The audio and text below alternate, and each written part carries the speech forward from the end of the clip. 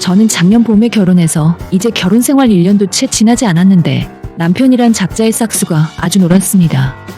얼마 전에도 한바탕 싸우고 나서 지금은 서로가 서로의 생각을 이해 못한다는 것을 인정하고 빠르게 이혼 준비를 하기로 했어요. 작년 4월에 결혼하고 지금까지 맞벌이를 하며 살고 있었습니다. 저희 시댁은 전형적인 중산층의 여유있고 평범한 가정이고 반면 저희 친정집은 제가 결혼하기 전에는 홀어머니와 단둘이 지내고 있었어요. 친엄마는 8년 전 제가 20살이 되었을 때 암 수술을 받으셨고 지금은 다행히 치료 열심히 받으셔서 병원에서 완치 판정까지 받았지만 그래도 이전만큼 건강을 완벽하게 회복하시지 못하셨어요. 현재도 생계를 위해 밖에 나가서 일을 하고 계시지만 남들처럼 8시간 10시간씩 몸을 쓰는 힘든 일은 무리입니다. 그러다 보니 집 근처에서 하루에 4-5시간씩 할 수 있는 파트타임 일을 구하시는데 최근에는 할 수 있는 일자리가 많이 줄어서 일하는 것도 쉽지 않은 상황이에요. 충분한 생활비를 벌기가 힘들기 때문에 제가 결혼하고 나서도 친정에 계속 용돈과 생활비 보조를 해드려야만 했고 분명히 이런 저희 집 상황을 남편이 제게 프로포즈했을 때부터 충분하게 설명했고 남편 또한 도와주겠다고 해서 결혼 생활을 시작하게 되었습니다. 저희 집은 제가 중학교 때부터 아빠 없이 엄마와 둘이 살았어요.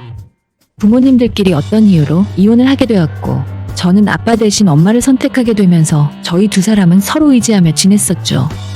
혼자서 저를 키우기 위해 공장을 비롯해서 주말에도 쉬지 않고 아르바이트를 하셨고 엄마가 정말 고생을 많이 하셨습니다. 그래서인지 아직 환갑도 지나지 않았는데 엄마의 몸이 여기저기 고장이 많이 났더라고요. 암 수술까지 받고 일상생활하는 것도 힘든 부분이 많은데 아직도 생계를 위해서 일을 하러 다니십니다. 제가 결혼하기 전에 엄마와 같이 살 때도 제가 생활비를 충분히 벌 수 있으니 집에서 편히 쉬라고 말씀드렸는데도 자식 앞길 망치고 싶지 않다면서 엄마는 쉬지 않고 일을 하러 나가셨어요. 그때 저도 참 비겁한 사람이구나 생각했던 건 엄마는 저를 위해 모든 걸 희생해가면서 키워주셨는데 저는 그러지 못했고 시집가서 내 인생 살아야겠다는 생각을 하면서 적금도 들고 따로 돈을 모으고 있는 모습이 이중적이었죠. 그래도 엄마랑 같이 살 때는 제가 받는 월급에서 반을 떼어 엄마에게 드렸어요. 나머지 절반 중에 제 용돈으로 30만 원을 쓰고 남은 돈은 전부 적금을 넣었습니다. 엄마에게 드린 돈은 생활비 쓰고 남는 돈은 마음대로 쓰시라 말씀드렸기 때문에 제 돈이 아니라고 생각했어요. 그래도 결혼 전까지 대학 학자금 대출도 제 힘으로 전부 갚았고 결혼 자금으로 3천만 원 정도 모아놨기 때문에 나름대로 최소한의 준비는 했다고 봐요. 하지만 제가 남편과 신혼집 알아보고 혼수 준비를 하고 다닐 때 엄마가 저를 따로 부르시더니 2천만 원이 들어있는 통장을 제게 주셨고 제가 엄마에게 생활비로 드렸던 돈을 따로 떼어 모으셨다는 걸 알게 되었습니다. 제가 떠나고 나면 엄마는 혼자서 살아야 하는데 어떻게 제가 그 돈을 받겠어요?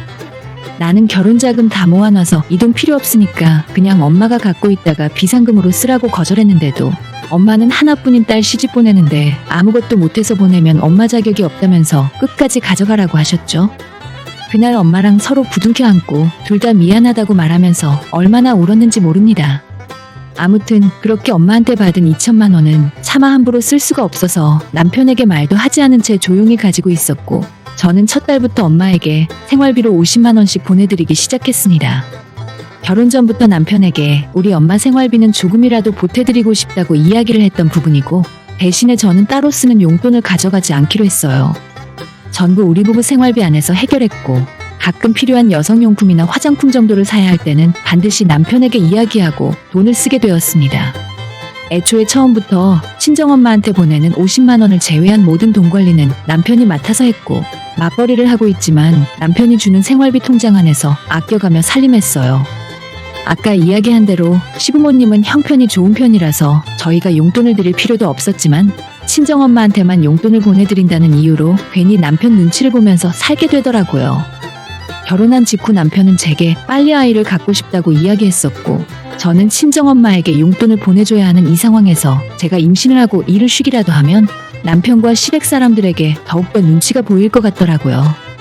보통의 여자들은 이런 고민까지 하진 않겠지만 제가 왜 이토록 눈치를 많이 볼 수밖에 없었냐면 결혼하겠다고 시댁에 처음 인사드리러 갔을 때 시어머니의 반대가 심하셨어요.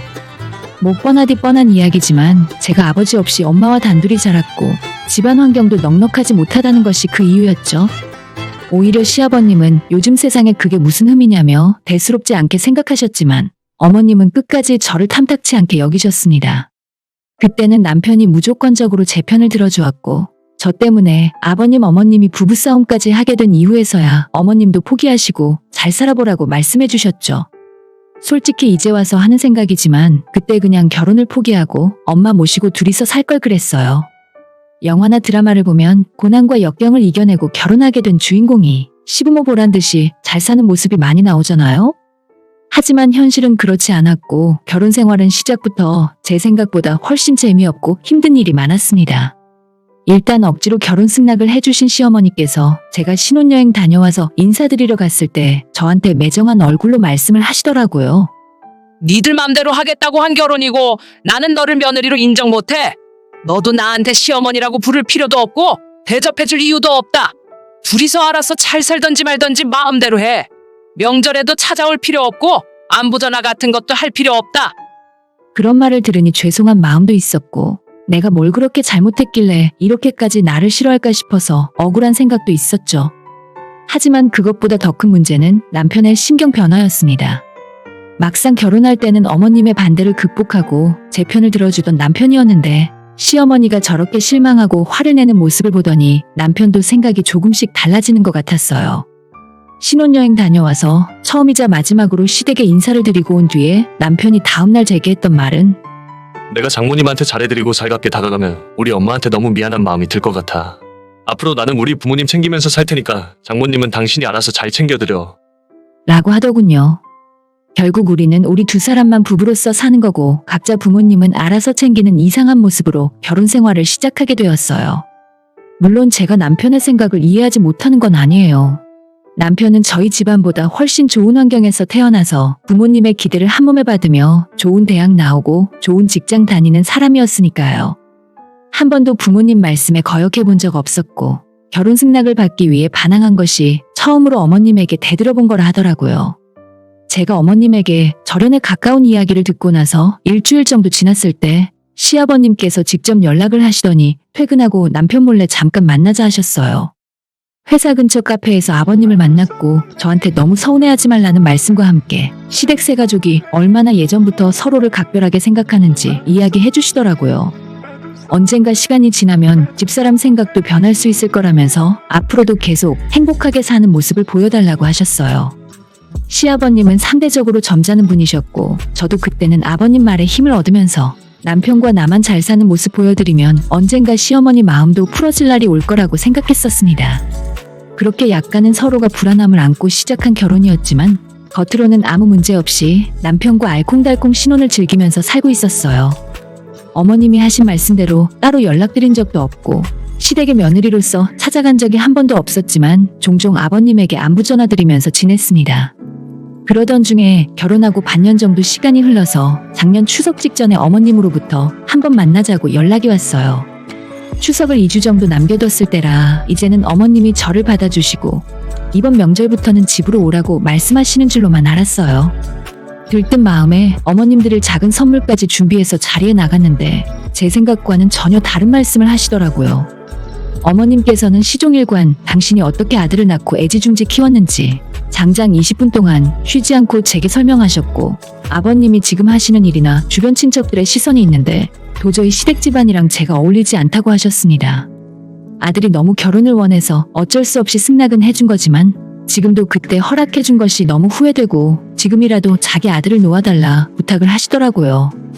괜히 멀쩡하게 잘 지내던 아들과의 관계까지 망치지 말고 혼수해온 거와 결혼식 비용으로 제가 쓴 돈이 있으면 따로 얘기하라고 어머님이 전부 현금으로 보상하고 거기에 추가로 위로금까지 줄 테니까 제발 빠른 시일 내에 이혼해달라고 하셨어요. 자기가 뒤에서 사주했다는 말도 하지 말고 그냥 성격 차이가 됐건 다른 남자가 생겼다고 하던지 그 어떤 이유를 대더라도 상관없으니까 연말 전까지 이혼해달라고 몇 번이고 제게 부탁을 하시더라고요. 정말 사람이 사람에게 이렇게까지 모질게 대할 필요가 있을까 하는 생각도 들었지만 그와 동시에 진짜 나는 아무리 시간이 지나도 어머님에게 가족으로 인정받지 못하겠다는 확신이 느껴졌어요. 시어머니와 헤어지고 그날 저녁 집으로 들어와서 다짜고짜 남편에게 이혼하자는 이야기를 꺼냈습니다. 제 머릿속이 혼란스럽고 정상적인 사고 판단이 힘들었기 때문에 다른 변명이고 뭐고 생각할 상황이 아니더라고요. 아침까지만 해도 기분 좋던 제가 갑자기 아무 이유 없이 울면서 이혼하자고 하니까 남편도 깜짝 놀라서 무슨 일이냐고 물었죠. 처음부터 끝까지 남편에게 사실대로 다 털어놓았습니다. 오늘 시어머니를 따로 만났고 이런 이유로 당신과 무조건 헤어지라고 하더라. 나는 이 정도로 미움받고 있는 줄 몰랐고 그냥 이혼하고 끝내는 것이 낫겠다고 남편에게 이야기했어요. 제 말을 끝까지 들은 남편이 뒤도 돌아보지 않고 집을 뛰쳐나가더니 그날 저녁 시댁으로 쳐들어가서 어머님과 크게 싸우고 돌아왔습니다. 남편이 시어머니와 어떤 대화를 나누고 어떻게 싸웠는지 이야기해준 적 없었기 때문에 정확하게 무슨 일이 일어났는지 알 수는 없지만 밤늦게 집으로 돌아온 남편은 앞으로 자기 엄마가 따로 연락해서 만나자 해도 절대 나가지 말라 하더라고요. 결혼 전 같았으면 그런 남편의 모습이 든든해 보이고 나를 위해서 애써주는구나라고 생각했을 텐데 지금에 와서는 괜히 나 때문에 행복하게 살던 멀쩡한 가정이 풍비박산 나는 것 같아서 마음이 좋지 않았죠. 원래 인생이라는 것이 한번 안 좋은 일이 일어나면 계속 연달아서 일어난다고 하던데 시모와 그렇게 한바탕 하고 난 뒤 얼마 지나지 않았을 때 엄마가 갑자기 쓰러졌다는 연락을 받고 병원으로 달려갔습니다. 집 근처 식당에서 일을 하고 계시다가 갑자기 주저앉으셨다고 하는데 온전히 회복되지 않은 몸으로 무리하게 일을 많이 늘리셔서 건강이 악화된 것 같더라고요. 병원에 부랴부랴 도착했더니 엄마는 응급실에서 회복 중이셨고 의사 선생님 말에 의하면 조금만 늦게 병원으로 왔었다면 평생 후유장애가 남았을 수도 있었답니다. 그 말을 듣고 제가 얼마나 엄마한테 미안했는지 몰라요. 나 혼자 결혼해서 행복하게 사는 동안 우리 엄마가 아픈 줄도 모르고 신경 못 쓰고 있었다는 생각에 당장 쥐구멍에라도 들어가고 싶은 마음이었죠. 병원에서 수술까지는 아니었지만 3일 정도 입원하고 치료를 받으셨고 그 이후로 퇴원해서 집에 돌아왔지만 예전보다 움직이는 것 자체를 불편해하셨어요. 집에서 일상생활하는 것도 당장 쉽지 않은데 엄마가 하던 일은 전부 그만둬야만 했죠. 쉬게 하는 건 당연한 일이었지만 당장 엄마의 생활비가 문제였습니다. 결혼하기 전에 엄마한테 받아서 보관하고 있던 2천만 원을 다시 돌려드렸지만 엄마는 당장은 괜찮다면서 모아놓은 돈이 있으니 걱정 말라고 하셨어요. 그때부터 저는 퇴근하면 바로 집으로 돌아가지 않고 혼자 있는 엄마가 걱정되어서 거의 매일같이 엄마 집을 들러야 했습니다. 하지만 집에 찾아갈 때마다 점점 더 안 좋아지시는 느낌이었고 음식을 해드시는 것도 쉽지 않아서 제가 사다 놓은 반찬으로 끼니를 때우시더라고요. 그때 제가 엄마 집에 살림도 맡아서 하게 되었는데 제가 매달 드리는 용돈 50만 원은 공과금 내고 이런저런 고정지출 내고 나면 남는 돈도 거의 없었어요. 엄마가 일을 안 하시니 식비로 쓸 수 있는 돈도 부족했고 그렇다고 남편에게 친정엄마 용돈 좀 늘려드리자는 말은 차마 염치가 없어서 못 보내겠더라고요. 제 월급을 포함해서 우리 부부 돈 관리는 전부 남편이 하고 있었는데 생활비 통장으로 엄마가 필요한 물건을 다 사주기에는 그것도 좋은 방법이 아니었죠. 결국 제가 생각한 건 결혼할 때 받은 2천만 원에서 매달 50만 원씩 꺼내서 저희 남편이 주는 용돈이라 거짓말을 하고 엄마에게 가져다 드렸습니다. 그 돈도 처음엔 안 받겠다고 하시더니 쌀도 못 사고 반찬 살 돈도 없는데 고집 피우지 말고 받으라고 아득바득 우겨서 겨우 드리기 시작했어요. 충분한 돈은 아니었지만 그래도 냉장고에 반찬 떨어지는 날은 없게 만들었죠. 물론 임시방편일 뿐이었고 통장에 돈이 다 떨어지면 그 다음엔 어떻게 해야 하나 걱정이 많았지만 당장 중요한 문제는 아니었으니 나중 일은 나중에 생각하기로 했습니다. 제가 2천만 원의 비상금을 들고 있다는 사실도 남편이 알아서 좋을 건 없으니까 끝까지 남편에겐 비밀로 했고 어차피 우리 남편은 친정엄마한테 별 관심도 없고 따로 연락하거나 안부 전화하는 일이 없었기 때문에 들킬 염려도 없다고 생각했어요. 그런데 제가 생각지도 못했던 문제는 바로 얼마 전 남편 생일이 있었는데 친정엄마가 평소 사위한테 고마움을 많이 느끼고 있었는지 남편의 생일 선물을 준비해서 저희 집까지 찾아오셨더라고요. 백화점에서 엄마가 직접 고른 넥타이였는데 우리 집에 찾아오신 건 신혼집 구해서 이사했을 때 그때 처음으로 집 구경을 시켜드리고 나서 거의 1년 만에 찾아오신 거였죠. 모처럼 엄마까지 오셨으니 셋이 같이 저녁 먹고 남편 차로 우리 엄마를 집까지 모셔다 드리기로 했었는데 하필 그날따라 엄마가 너무 기분이 좋으셨는지 몇 번이고 사위한테 고맙다고 말씀을 하시다가 하면 안 되는 이야기까지 해버리고 말았어요. 그래도 내가 다 늙어서 복을 받고 사나봐. 우리 딸이랑 사위 덕분에 더 이상 아무것도 바라는 게 없어. 장모 아프다고 용돈을 100만 원씩 주는 사위는 우리 이서방 말고는 없을 거야. 저는 밥 먹다 말고 깜짝 놀라서 심장이 내려앉는 기분이었고 남편도 순간 이게 무슨 소리인가 하며 당황하는 눈치였지만 머리가 좋은 사람이라서 그런지 크게 내색하진 않더라고요.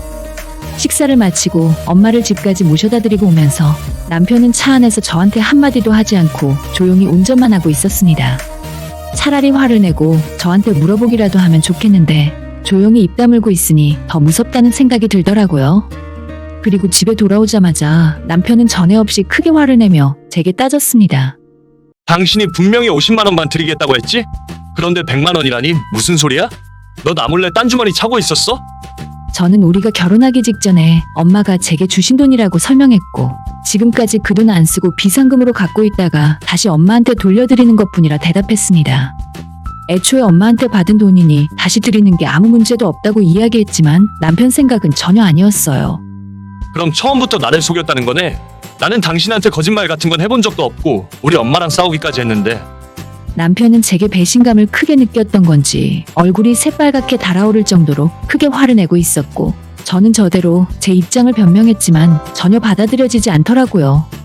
나중에는 방에서 우리 부부 통장까지 들고 나오면서 앞으로 돈 관리는 따로 하자며 제가 받는 월급으로 친정엄마한테 100만 원을 보내주던 200만 원을 보내주던 자기는 신경 쓰지 않을 테니까 맘대로 하라 했습니다. 그때부터는 감정 싸움이었고 저도 엄마가 제게 비상금으로 쓰라고 주신 돈인데 다시 엄마한테 돌려드리는 것이 뭐가 나쁜 일이냐고 같이 따져 물었죠.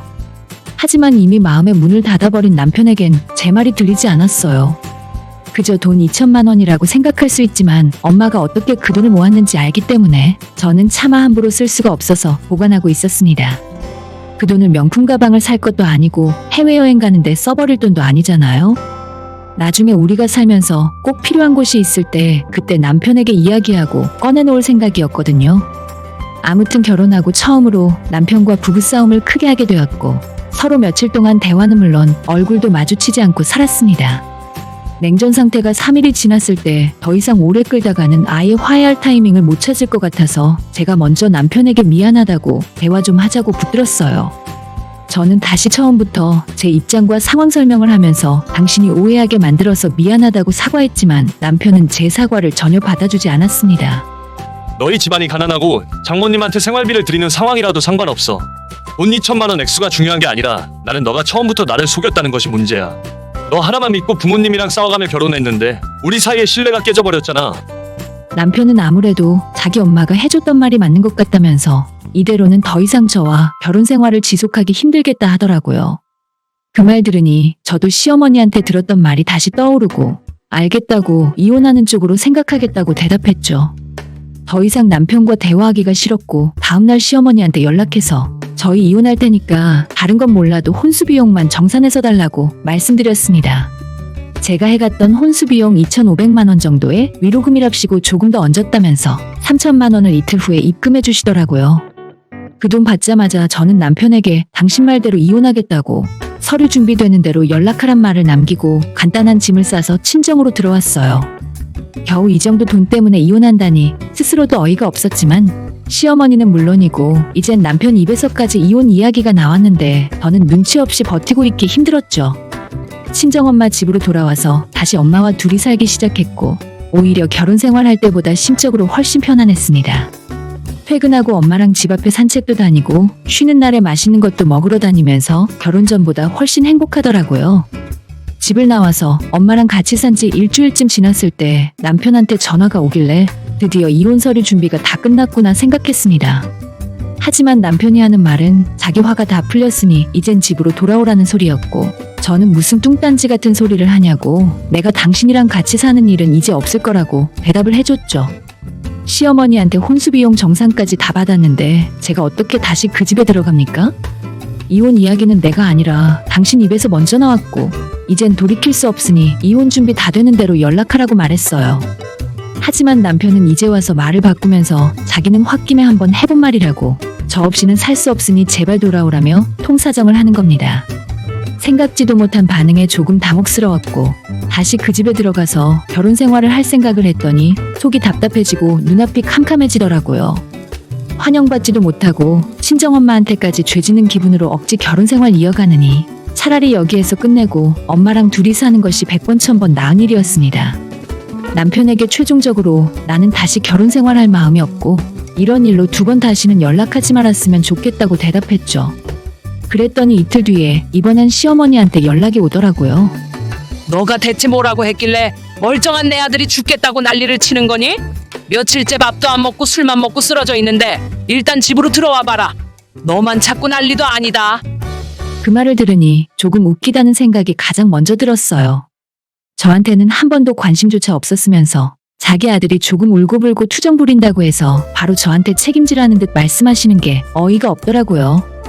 일단 다시 집에 들어와서 결혼 생활하라고 하시는데 이제 와서 제가 그럴 이유가 전혀 남아있지 않았습니다.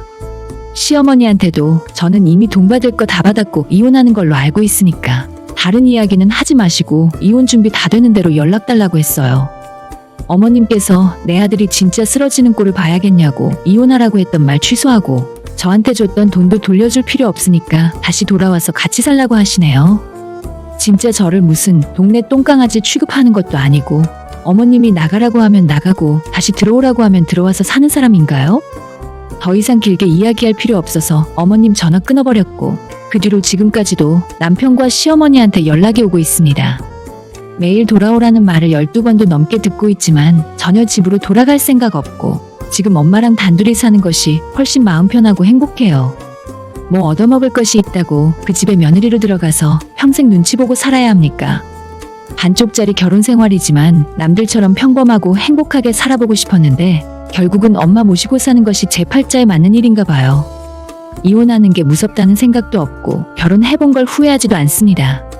하지만 그 과정에서 한 가지 확실하게 알게 된 건 엄마가 저를 위해 평생 희생하신 만큼 저도 엄마한테 최선을 다해야겠다는 생각뿐이에요. 오늘의 사연은 여기까지입니다. 구독과 좋아요, 알림 설정 부탁드려요. 다들 행복하시고 좋은 하루 되세요.